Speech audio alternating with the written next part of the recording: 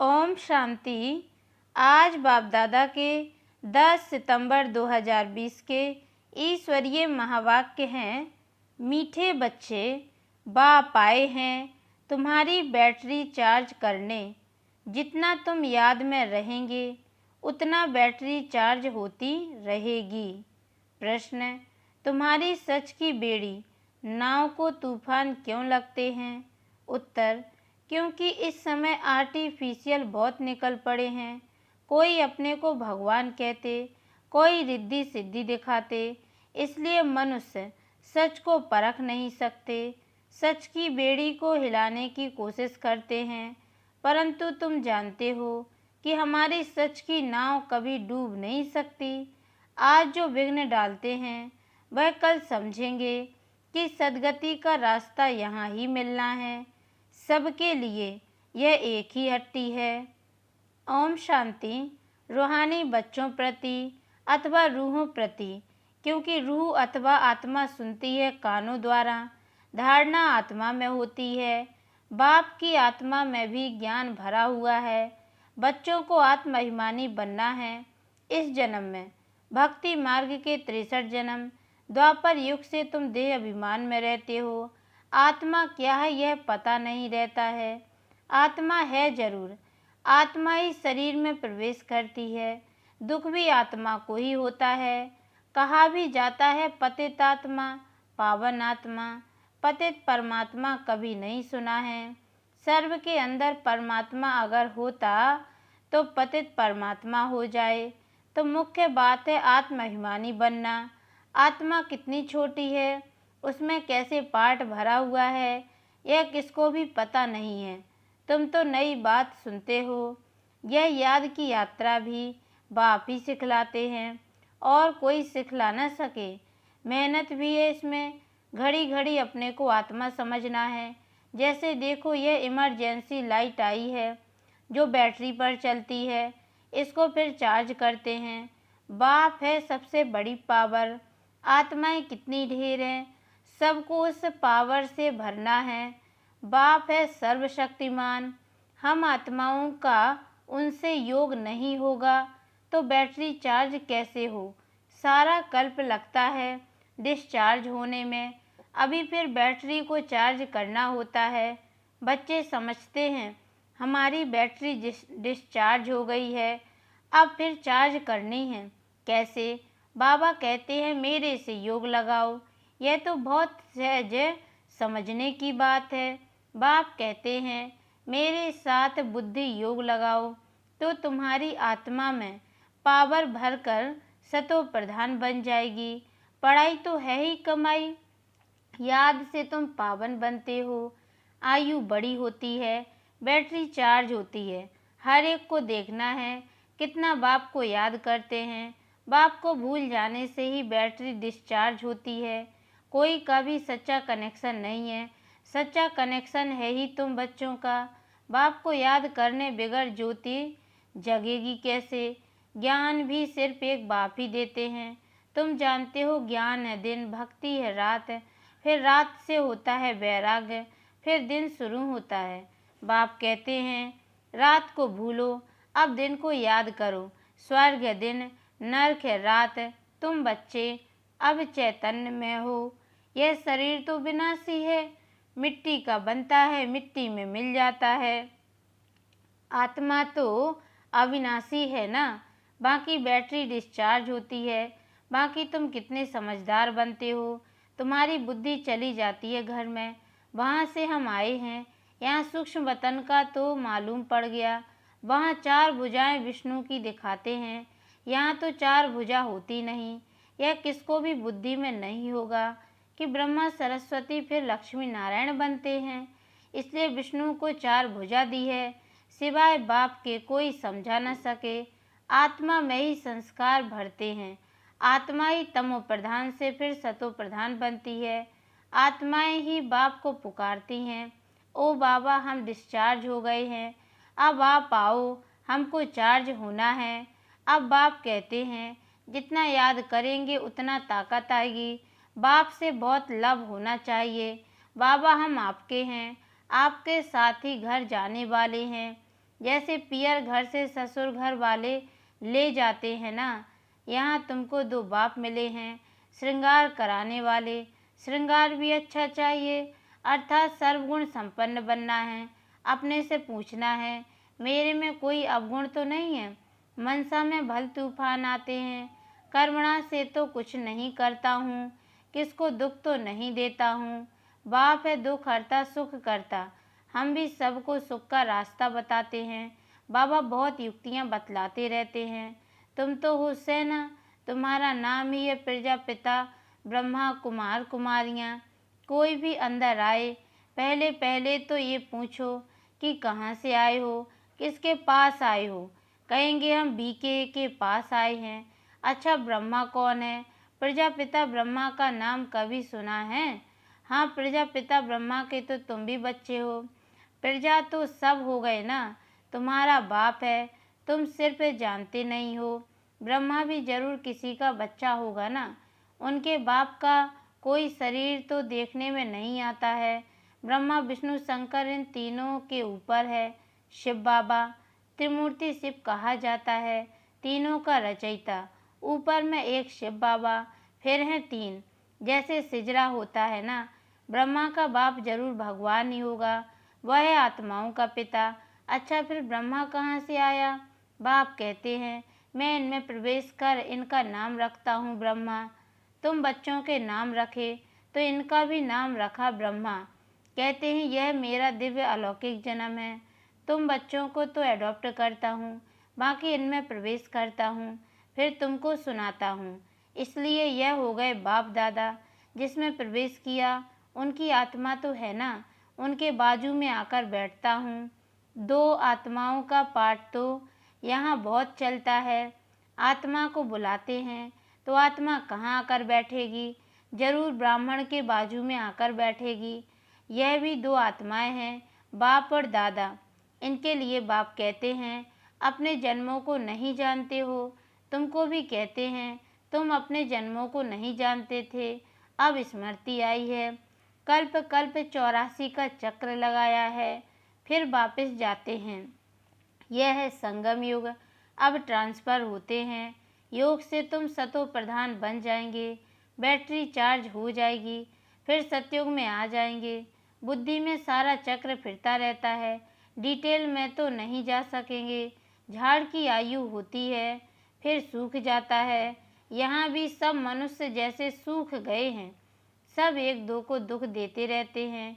अभी सबका शरीर खलास हो जाएगा, बाकी आत्माएं चली जाएंगी। यह ज्ञान बाप के सिवाय कोई दे न सके। बाप ही विश्व की बादशाही देते हैं, उनको कितना याद करना चाहिए। याद में ना रहने से माया का थप्पड़ लग जाता है। सबसे कड़ा थप्पड़ है विकार का। युद्ध के मैदान में तुम ब्राह्मणी हो ना, तो तुमको ही तूफान आएंगे, परंतु कोई विकर्म नहीं करना है। विकर्म किया तो हार खाई। बाबा से पूछते हैं, यह करना पड़ता है। बच्चे तंग करते हैं तो गुस्सा आ जाता है। बच्चों को अच्छी रीति संभालेंगे नहीं तो खराब हो जाएंगे। कोशिश करके थप्पड़ नहीं लगाओ। कृष्ण के लिए भी दिखाते हैं ना, ओखली से बांधा, रस्सी से बांधो, खाना ना दो। रो रो कर आखिर कहेंगे अच्छा अब नहीं करेंगे। बच्चा है फिर भी करेगा। शिक्षा देनी है। बाबा भी बच्चों को शिक्षा देते हैं, बच्चे कभी विकार में मत जाना, कुल कलंकित नहीं बनना। लौकिक में भी कोई कपूत बच्चा होता है तो माँ बाप कहते हैं ना, यह क्या काला मुँह करते हो, कुल को कलंक लगाते हो। हार जीत जीत हार होते होते आखिरी जीत हो जाएगी। सच की बेड़ी नाव नाव है। तूफान बहुत आएंगे, क्योंकि आर्टिफिशियल बहुत निकल पड़े हैं। कोई अपने को भगवान कहते, कोई क्या कहते हैं। रिद्धि सिद्धि भी बहुत दिखाते हैं, साक्षात्कार भी कराते हैं। बाप आते ही हैं सर्व की सदगति करने। फिर ना तो यह जंगल रहेगा, न जंगल में रहने वाले रहेंगे। अभी तुम हो संगम युग पर, जानते हो कि यह पुरानी दुनिया कब्रिस्तान हुई पड़ी है। कोई मरने वाले से दिल थोड़ी लगाते हैं। यह दुनिया तो गई की गई, विनाश हुआ कि हुआ। बाप आते ही तब है जब नई दुनिया पुरानी होती है। बाप को अच्छी रीति याद करेंगे तो बैटरी चार्ज होगी। बलवाणी तो बहुत अच्छी अच्छी चलाते हैं, परंतु याद का जौहर नहीं तो वह ताकत नहीं रहती है। जौहरदार तलवार नहीं। बाप कहते हैं यह कोई नई बात नहीं है, 5000 वर्ष पहले भी आए थे। बाप पूछते हैं आगे कब मिले हो, तो कहते हैं कल्प पहले मिले थे। कोई फिर कह देते ड्रामा आपे ही पुरुषार्थ कराएगा। अच्छा, अब ड्रामा पुरुषार्थ करा रहा है ना, तो करो, एक जगह बैठ तो नहीं जाना है। जिन्होंने कल्प पहले पुरुषार्थ किया है वह करेंगे, अभी तक जो आए नहीं हैं वह आने हैं। जो चलते चलते भाग गए, शादी आदि जाकर की, उनका भी ड्रामा में पार्ट होगा, तो आकर फिर पुरुषार्थ करेंगे। जाएंगे कहाँ? बाप के पास ही सबको पूछ लटकाना पड़ेगा। लिखा हुआ है भीष्म पितामह आदि भी अंत में आते हैं। अभी तो कितना घमंड है, फिर वह घमंड उन्हों का पूरा हो जाएगा। तुम भी हर 5000 वर्ष के बाद पाठ बजाते हो, राजाई लेते हो, गवाते हो। दिन प्रतिदिन सेंटर्स बढ़ते जाते हैं। भारतवासी जो खास देवी देवताओं के पुजारी हैं उनको समझाना है। सतयुग में देवी देवता धर्म था तो उनकी पूजा करते हैं। क्रिश्चियन लोग क्राइस्ट की महिमा करते, हम आदि सनातन देवी देवता धर्म की महिमा करते हैं। वह किसने स्थापन किया? वो लोग समझते हैं कृष्ण ने स्थापन किया, तब उनकी पूजा करते रहते हैं। तुम्हारे में भी नंबरवार है, कोई कितनी महिमा करते हैं, कोई कितनी दिखाते हैं ना। गोवर्धन पर्वत को उंगली पर उठा लिया। अभी यह पुरानी दुनिया है, सब चीज़ों से ताकत निकल गई है। सोना भी खानियों से नहीं निकलता है। स्वर्ग में तो सोने के महल बनते हैं। अभी तो गवर्नमेंट तंग हो जाती है क्योंकि कर्जा देना पड़ता है। वहाँ तो अथाह धन है, दीवारों में भी हीरे जवाहरात लगे रहते हैं। हीरों की जड़त का शौक रहता है। वहाँ धन की कमी है नहीं, कारून का खजाना रहता है। अल्लाह अवला दीन का एक खेल दिखाते हैं, ठका करने से महल निकल आते हैं। यहाँ भी दिव्य दृष्टि मिलने से स्वर्ग में चले जाते हैं। वहाँ प्रिंस प्रिंसेस के पास मुरली आदि सब चीज़ें हीरों की रहती हैं।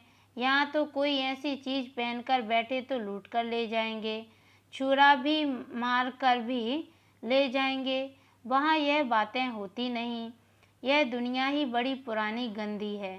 इन लक्ष्मी नारायण की दुनिया तो वाह वाह थी, हीरे जवाहरातों के महल थे। अकेले तो नहीं होंगे ना, उसको कहा जाता स्वर्ग। तुम जानते हो, बरोबर हम स्वर्ग के मालिक थे। हमने ये सोमनाथ का मंदिर बनाया था। यह समझते हैं हम क्या थे, फिर भक्ति मार्ग में कैसे मंदिर बनाकर पूजा की। आत्मा को अपने 84 जन्मों का ज्ञान है। कितने हीरे जवाहरात थे, वह सब कहाँ गए? आहिस्ते आहिस्ते सब खलास हो गए। मुसलमान आए, इतना तो लूट कर ले गए, जो कब्रों में जाकर हीरे लगाए, ताजमहल आदि बनाया। फिर ब्रिटिश गवर्नमेंट वहाँ से खोद कर ले गई। अभी तो कुछ भी नहीं है। भारत बेघर है, कर्जा ही कर्जा लेते रहते हैं। अनाज, चीनी आदि कुछ नहीं मिलता। अब विश्व को बदलना है, परंतु उनसे पहले आत्मा की बैटरी को सतो प्रधान बनाने के लिए चार्ज करना है। बाप को याद जरूर करना है। बुद्धि का योग बाप के साथ हो, उनसे ही तो वर्षा मिलता है। माया की इसमें ही लड़ाई होती है। आगे इन बातों को तुम थोड़ी समझते थे। जैसे दूसरे वैसे तुम थे। तुम अभी हो संगम युगी और वह सब हैं कलयुगी। मनुष्य कहेंगे इन्हों को तो जो आता है सो कहते रहते हैं, लेकिन समझाने की युक्तियाँ भी होती हैं ना। धीरे धीरे तुम्हारी वृद्धि होती जाएगी। अभी बाबा बड़ी यूनिवर्सिटी खोल रहे हैं, इसमें समझाने के लिए चित्र तो चाहिए ना। आगे चलकर तुम्हारे पास यह सब चित्र ट्रांसलाइट के बन जाएंगे, जो फिर तुमको समझाने में भी सहज हो।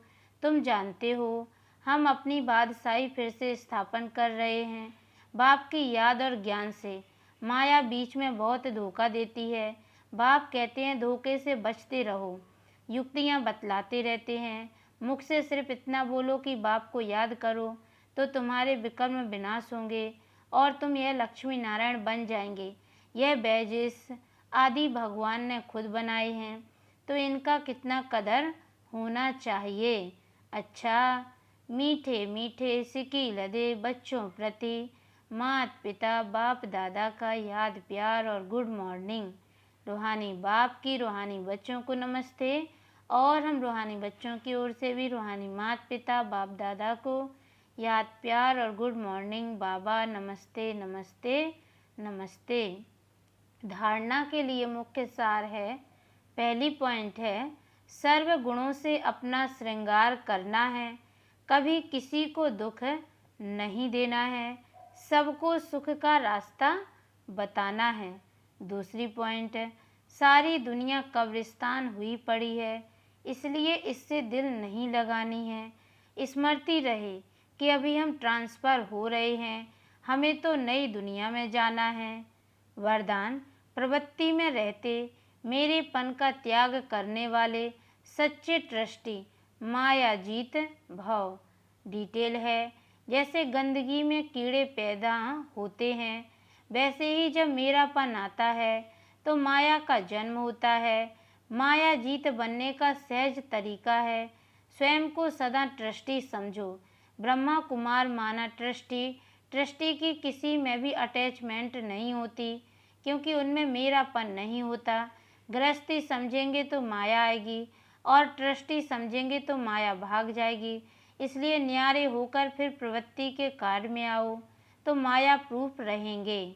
स्लोगन है, जहाँ अभिमान होता है वहाँ अपमान की फीलिंग जरूर आती है। अच्छा, ओम शांति।